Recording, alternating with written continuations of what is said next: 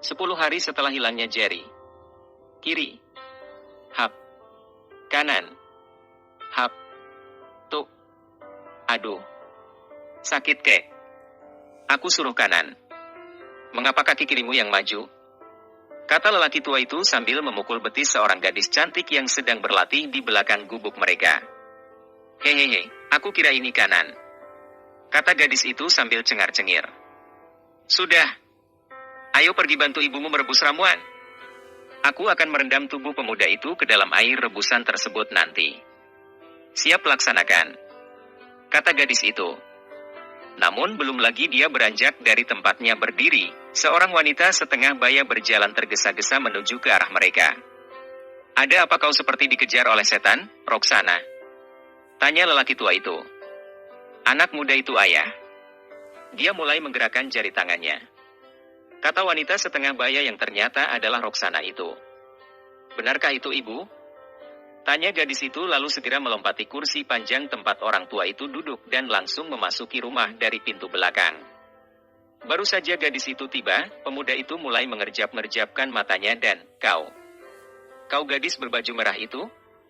Kata pemuda itu dengan suara yang sangat lemah. Hah, gadis baju merah? Kata gadis itu sambil memperhatikan dirinya. Hahaha, iya. Saat ini aku memang memakai baju merah. Kata gadis itu tertawa geli dalam hati. Roxana, cepat siapkan air. Aku akan merendam tubuh anak muda ini. Kau Clara. Jangan cengar-cengir di situ seperti kuda gila. Cepat bantu ibumu. Kata kakek tua itu memberi perintah. Baik, kek. Aku akan membantu ibu. Kata Clara.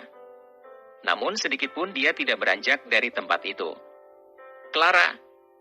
Bentak sang kakek. Oh, iya kek iya. Kata Clara sambil melompat dan berlari ke dapur. Clara. Clara.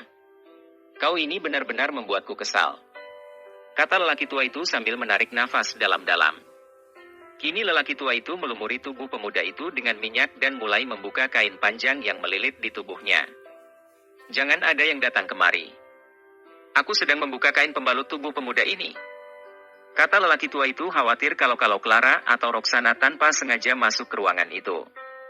Begitu kain tersebut sepenuhnya ditanggalkan, lelaki tua itu segera mengambil kain seperti selendang dan menutupi tubuh pemuda itu. Setelah dirasa cukup untuk menutupi bagian-bagian yang penting, lelaki tua itu lalu mengangkat tubuh pemuda itu ke belakang dan mulai meletakkannya ke dalam air rebusan yang sudah tidak begitu panas lagi. Kakek, apakah kau yang telah menolongku? Atau apakah aku ini sudah mati? Tanya pemuda itu. Kau jangan banyak bicara dulu anak muda. Tunda pertanyaan MU itu karena aku juga memiliki segudang pertanyaan untuk MU. Kata lelaki tua itu sambil melotot.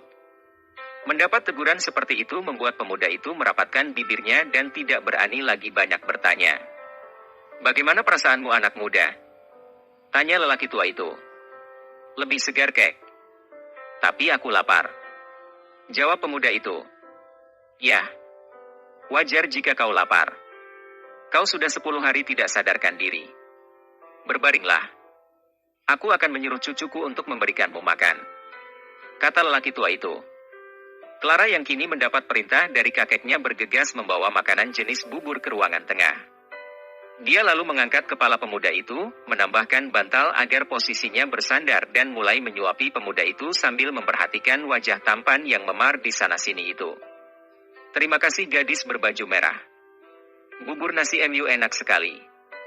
Kata pemuda itu memuji dengan tulus membuat Clara terlonjak kegirangan dalam hatinya. Kalau boleh aku bertanya, di mana aku saat ini dan sudah berapa hari aku di sini? Tanya pemuda itu. Saat ini kau berada di bagian hilir sungai Mountain Slope. Aku menemukan MU hanyut di sungai lalu membawamu ke rumah ini bersama kakekku. Kau telah 10 hari tidak sadarkan diri. Ini adalah hari yang ke-11. Kata Clara menjawab pertanyaan pemuda itu. Terima kasih Merah. Jika tidak kau tolong, mungkin aku sudah mati. Aku berhutang nyawa padamu. Kata pemuda itu. Namaku Clara. Panggil saja aku dengan nama itu. Merah-merah terus dari tadi. Kata Clara. Maafkan aku, Clara. Kata pemuda itu. Anak muda, kau istirahatlah dulu. Minum ramuan ini. Setelah itu kosongkan pikiranmu. Dekatkan diri dengan Tuhan. Semoga dengan cara begitu, kau akan merasa lebih baik. Kata lelaki tua itu sambil mendekatkan cangkir terbuat dari batu antik ke bibir pemuda itu. Pahit sekali. Kata pemuda itu. Ini adalah obat herbal dan empedu ular. Kau harus meminumnya sampai habis. Kata lelaki tua itu setengah memaksa. Tidak ada pilihan selain menurut saja apa kemauan dewa penolong itu. Tidak mungkin dia berniat jahat. Jadi, pemuda itu menahan segala rasa mual yang mendadak menyerang perutnya dan mulai meminum obat herbal itu dengan mata terpejam. Nah anak muda, kau kosongkan pikiran MU. Lepaskan semua yang ada dalam hati dan pikiran MU. Aku yakin kau pasti bisa melakukannya. Kata orang tua itu. Baiklah kek. Akan aku coba. Kata pemuda itu sambil memejamkan mata dan mengosongkan pikiran.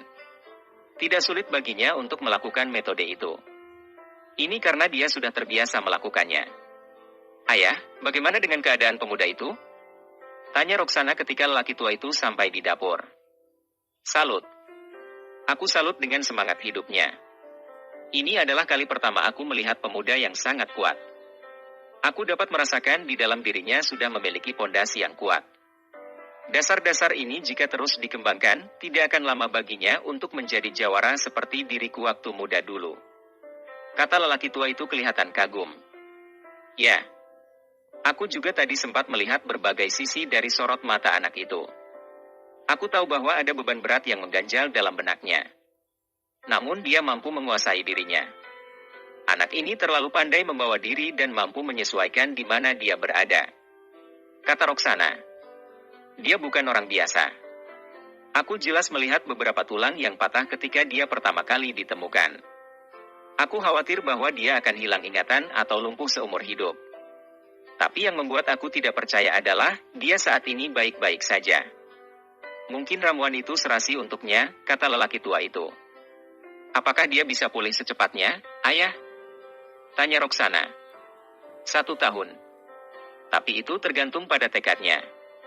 Kata lelaki tua itu. Mungkin juga lebih singkat. Ini karena dia siuman di luar prediksiku. Awalnya aku mengira secepatnya dia sadar dalam 3 atau 4 minggu. Tapi kenyataannya, dia sudah siuman dalam waktu hanya 10 hari. Semoga saja anak itu bisa segera sembuh. Entah mengapa aku merasa begitu dekat dengan anak muda itu. Kata Roksana. Kita akan segera mengetahui nanti setelah dia selesai melakukan metode yang aku ajarkan tadi. Kata lelaki tua itu. Bersama